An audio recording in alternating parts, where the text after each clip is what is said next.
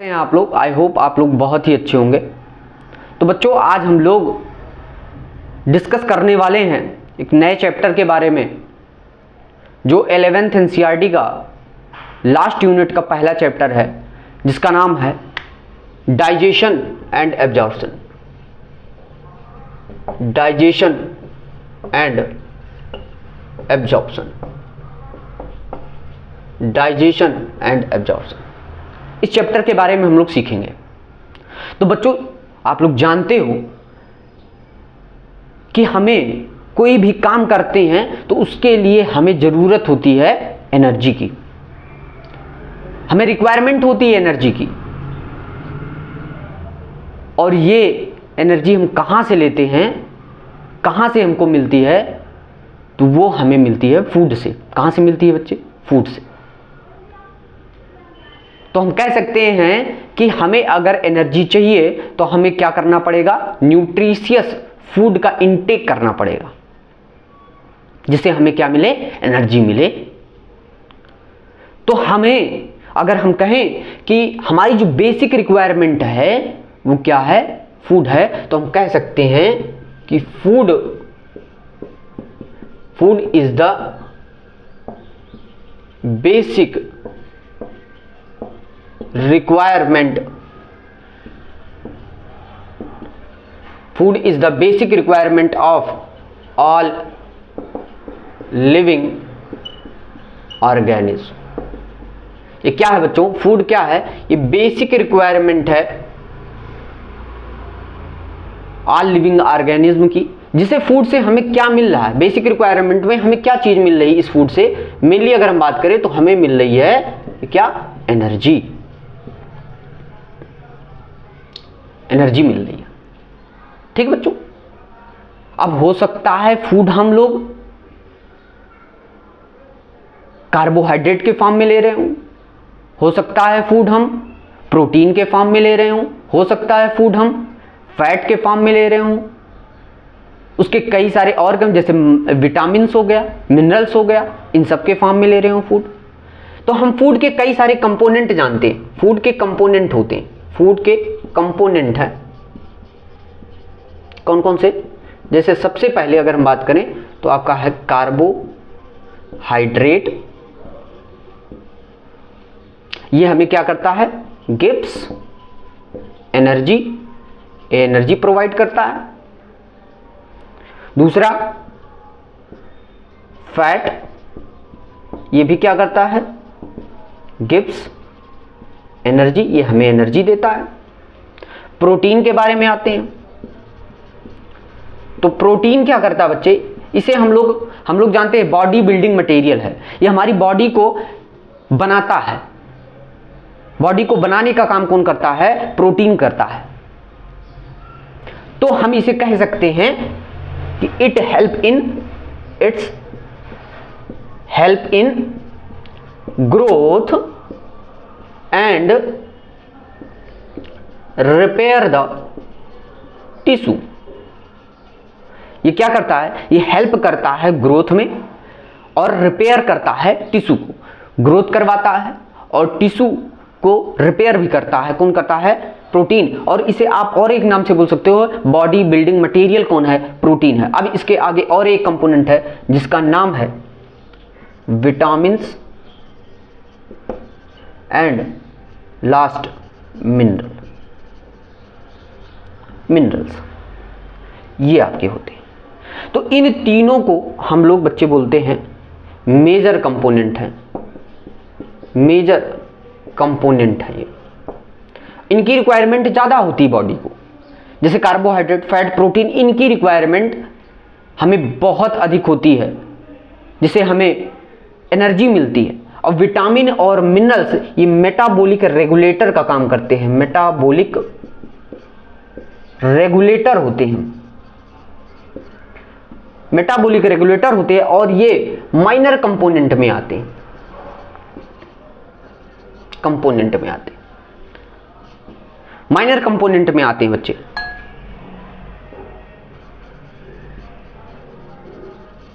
Minor component में आते हैं। तो विटामिन मिनरल मेटाबॉलिक रेगुलेटर हो गए, ये माइनर कंपोनेंट में आए। अब हम आगे बात करेंगे। तो कार्बोहाइड्रेट क्या बोल रहा है, ये एनर्जी देगा। फैट क्या कर रहा है, ये भी एनर्जी देगा। प्रोटीन क्या करता है, हेल्प करता है, ग्रोथ करवाता है, रिपेयर करता है टिश्यू को। और विटामिन और मिनरल ये मेटाबॉलिक रेगुलेटर होते हैं, ये माइनर कंपोनेंट में आते हैं। मेटाबॉलिक रेगुलेटर का मतलब जो भी हमारे शरीर में मेटाबॉलिक रिएक्शंस चल रही हैं उनमें हेल्प करता है विटामिन एंड मिनरल्स। अगर ये दोनों हमको हमारे शरीर में ना प्रोवाइड कराए जाएं, बाहर से ना लिए जाएं, कुछ विटामिन अंदर बनते हैं तो ये अगर प्रोड्यूस ना हो तो हमारी बॉडी बैड इफेक्ट डालती है, डिजीज हमारे शरीर पर ज़्यादा हावी होने लगेगी, हमारी इम्यूनिटी कमज़ोर होने लगेगी, इम्यूनिटी हमारी क्या होने लगेगी, वीक होने लगेगी। अब बच्चे हम इसके आगे और चलते हैं और कुछ बातें सीखते हैं। तो हम कह सकते हैं कि जो फूड है, हम ये कह सकते हैं बच्चे, अच्छा जो फूड है उसको एज इट इज हम लोग ले नहीं सकते, या हम कह सकते हैं इससे एनर्जी डायरेक्ट हमको नहीं मिल पाती है फूड से। तो इस फूड को, इस बायोमैक्रोमॉलिक्यूल को हम क्या करते हैं, ब्रेक डाउन करते हैं। क्या करते हैं, ब्रेक डाउन करते हैं, उसको तोड़ते हैं मैकेनिकल प्रोसेस से भी और केमिकल प्रोसेस से भी। तो हम कह सकते हैं कि बच्चे अगर हमने फूड लिया है तो फूड को हम लोग क्या बोलते हैं, ये क्या है, बायोमैक्रोमॉलिक्यूल है, बायोमैक्रोमॉलिक्यूल है। ये क्या है, बायोमैक्रोमॉलिक्यूल, या हम इसे क्या बोलते हैं, ये पॉलीमर भी होता है, पॉलीमर्स। इस बायोमैक्रोमॉलिक्यूल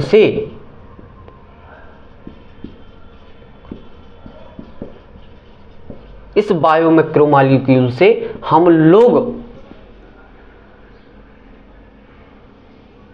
मोनोमर, इस बायोमैक्रोमॉलिक्यूल को हम चेंज करेंगे किसमें, मोनोमर्स में। किसमें चेंज करेंगे, और with the help of enzymes.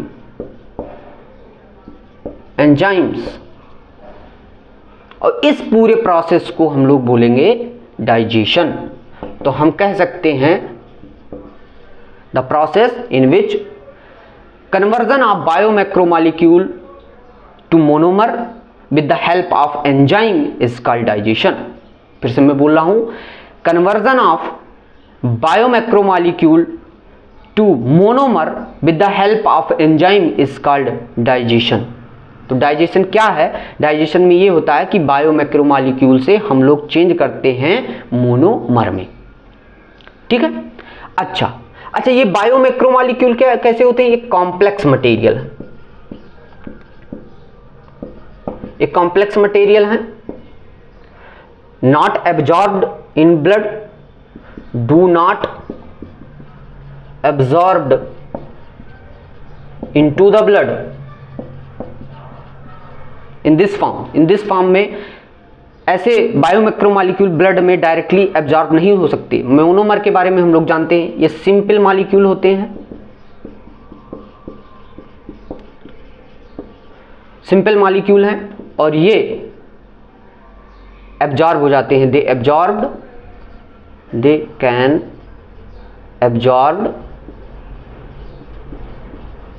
Into the blood. ठीक बच्चे, ये बात हो गई हमारी यहां तक। ठीक, तो हमने क्या बताया कि बायोमैक्रोमॉलिक्यूल से मोनोमर में चेंज करने की प्रोसेस क्या है, डाइजेशन है। और किसके हेल्प में हो रहा है, ये एंजाइम की। तो हम लोग अब ये कह सकते हैं जो हमारा ये डाइजेशन है ये भी 2 टाइप का होता है। तो हम एक को बोलते हैं mechanical process,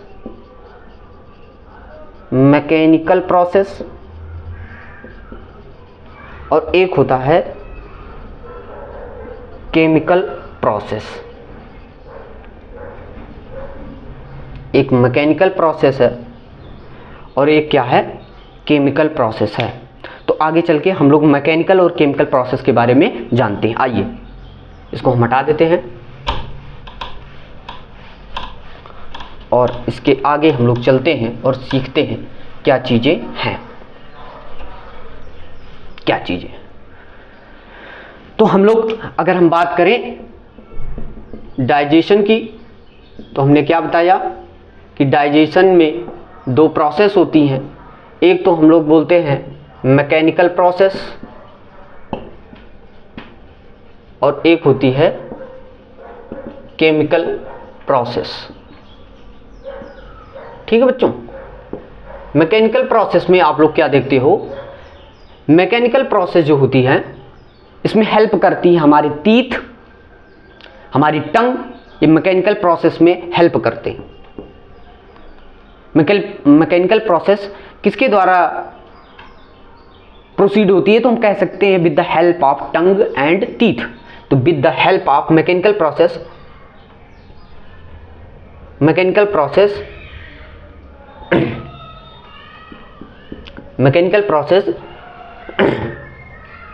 with the mechanical process proceed with the help of tongue and teeth। ठीक है, तो ये मैकेनिकल का प्रोसेस किसके द्वारा होता है, टंग के द्वारा और टीथ के द्वारा।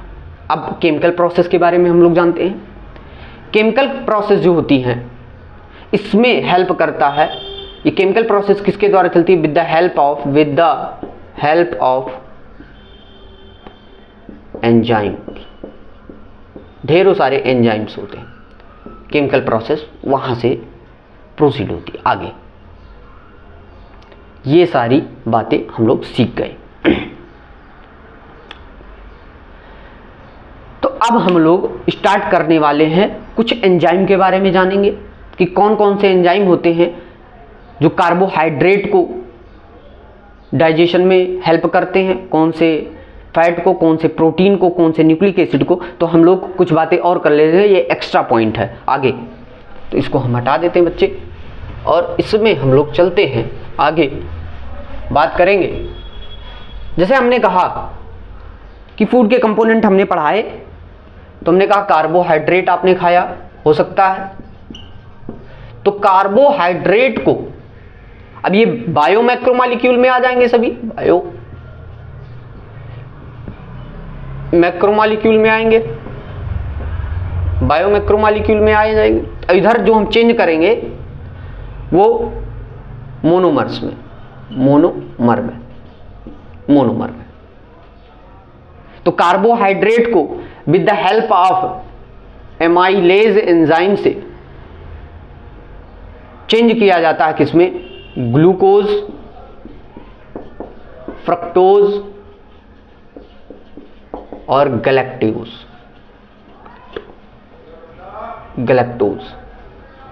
और ये एमाइलेज एंजाइम कार्बोहाइड्रेट में उपस्थित ग्लाइकोसिडिक बॉन्ड को क्या करता है, ब्रेक करता है, breaks the glycosidic bond. Carbohydrate में उपस्थित ग्लाइकोसिडिक बॉन्ड को एमाइलेज नाम का एंजाइम क्या करता है, ब्रेक करता है, और किसमें, मोनोमर में चेंज करता है। जो मोनोमर कौन कौन से हैं आपके, ग्लूकोज, फ्रक्टोज और गैलेक्टोज। अब आ जाते हैं इसके आगे, ये एक और होता है कार्बोहाइड्रेट के बाद हम लोग बात करेंगे फैट के। तो फैट जो होता है इसमें एंजाइम लगता है लाइपेज नाम का, और लाइपेज जो है इसमें फैट में उपस्थित होते हैं ईस्टर बॉन्ड। कौन से बॉन्ड, ईस्टर बॉन्ड, उनको ब्रेक करता है। तो ब्रेक्स द ईस्टर बॉन्ड को क्या करेगा, ये ब्रेक करेगा और फैट को तोड़ देगा फैटी एसिड प्लस ग्लिसरॉल में। अच्छा बच्चे, एक बार ये भी पूछा गया कि एक फैट के मॉलिक्यूल को तोड़ते हैं तो कितने फैटी एसिड मिलते हैं, 3 मोल फैटी एसिड और 1 मोल आपके ग्लिसरॉल, ये याद रखिएगा। इसके आगे और चलेंगे तो प्रोटीन आएगा। प्रोटीन को पेप्टाइडेज नाम का एंजाइम, पेप्टाइडेज नाम का एंजाइम तोड़ता है, और किस बांड को तोड़ेगा? Break the peptide bond, peptide bond को तोड़ेगा और किसमें तोड़ देगा? अमीनो एसिड में, अमीनो एसिड में। तो मतलब प्रोटीन, पेप्टाइडेज नाम का एंजाइम प्रोटीन को ब्रेक करेगा और किसमें तोड़ देगा? अमीनो एसिड में। ये सभी क्या है? ये मोनोमर में चल रहे हैं। अब आ जाते हैं nucleic acid. Nucleic acid, nucleic acid में न्यूक्लियेज नाम का एंजाइम आता है। क्या आता है? न्यूक्लियेज नाम का एंजाइम आएगा और वो क्या करेगा? ब्रेक करेगा।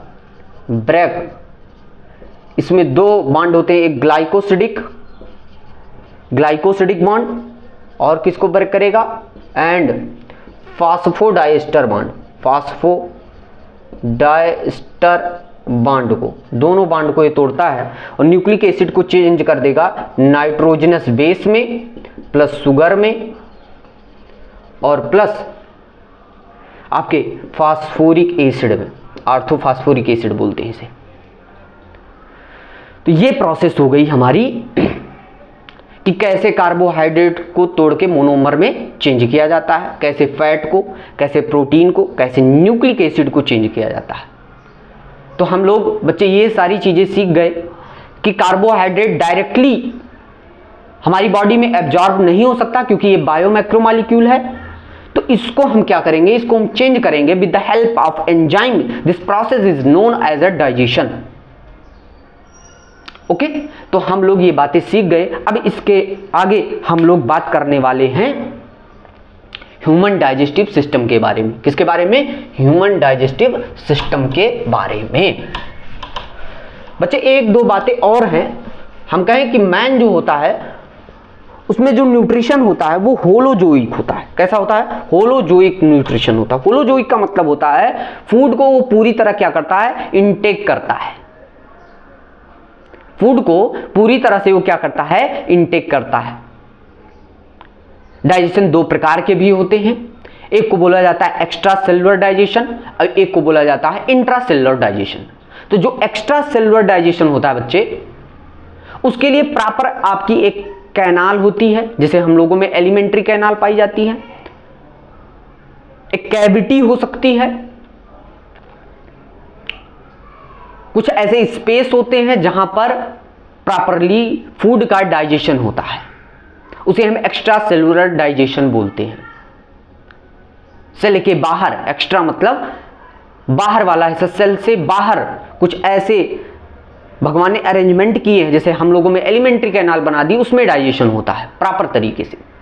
लेकिन जो इंट्रा सेलुलर डाइजेशन होता है बच्चे, जैसे इनवर्टिब्रेट्स जो होते हैं उनमें इंट्रा सेलुलर डाइजेशन होता है, जैसे प्रोटोजोआ, पोरीफेरा, इन सब में इंट्रा सेलुलर डाइजेशन होता है। तो इंट्रा सेलुलर डाइजेशन एक ही सेल में होता है। इंट्रा का मतलब होता है एक ही सेल में जो डाइजेशन हो उसे इंट्रा सेलुलर डाइजेशन बोलते हैं। उसमें कोई भी कैविटी की जरूरत नहीं, किसी भी एलिमेंट्री कैनाल की जरूरत नहीं, किसी भी कैनाल की जरूरत नहीं होती है। उसमें एक ही सेल में डाइजेशन भी होता है। एक ही मतलब हम कह सकते हैं डाइजेशन के जितने भी प्रोसेस होते हैं, जैसे डाइजेशन है, जैसे सबसे पहले डाइजेशन में जो स्टेप चलता है उसमें सबसे पहला आता है इंजेशन, डाइजेशन, एब्जॉर्प्शन, एसिमिलेशन और फिर उसके बाद आता है इजेक्शन। ये 5 टाइप के प्रोसेस चलते रहते हैं किसी भी भोजन को प्रॉपर तरीके से डाइजेस्ट करने के लिए। तो ये सारे प्रोसेस अगर एक ही सेल में हो जाए तो उसे बोलते हैं इंट्रासेलुलर डाइजेशन। ठीक है बच्चे, तो अब हम लोग बात करने वाले ह्यूमन डाइजेस्टिव सिस्टम के बारे में। किसके बारे में? ह्यूमन डाइजेस्टिव सिस्टम के बारे में। Human digestive system, human digestive system. Human digestive system में हम लोग क्या सीखेंगे कि जो ह्यूमन का डाइजेस्टिव सिस्टम होता है वो बच्चों दो भागों में हम लोग बांट के पढ़ते हैं। ह्यूमन डाइजेस्टिव सिस्टम में हम कह सकते हैं दो लोगों की जरूरत होती है प्रॉपर तरीके से। एक तो हमने अभी जस्ट बताया कि एक होती है alimentary canal, alimentary canal, alimentary canal, और एलिमेंट्री कैनाल के साथ साथ कुछ